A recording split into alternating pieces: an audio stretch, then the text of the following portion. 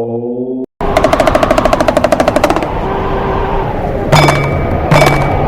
நண்பர்கள் அனைவருக்கும் வணக்கம். இப்போ நான் ஒரு மிக மிக சிறப்பான ஒரு திருக்கோவிலில் இருக்கேன். இந்த கோவில் எந்த கோவில் அப்படின்னு பார்த்தீங்கன்னா, வேலூர் தாண்டி காட்பாடி தாண்டி இருக்கிற விரிஞ்சிபுரம் அப்படின்ற கோவில். இந்த கோவிலில் இருக்கிற சுவாமி யார் அப்படின்னு பார்த்தீங்கன்னா, மார்க்கபந்தீஸ்வரர் அப்படின்னு இருக்கார்.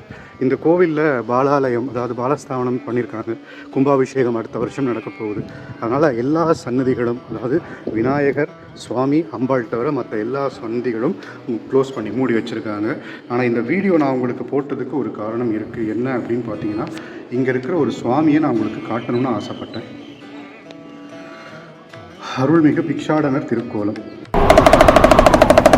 உங்களால் பார்க்க முடியுதா தெரியல, பாருங்கள், ஜூம் பண்ணி காட்டுறேன்.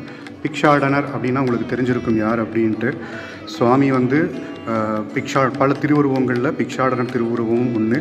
இதில் கூடுதல் சிறப்பு என்னென்னா, மகாவிஷ்ணு சுவாமியோட மோகினியாக வந்தது. தாரகாவனத்துக்கு அங்கே இருக்க முனிவர்களுடைய கர்வபங்கம் பண்ணார் அப்படின்றது வரலாறு.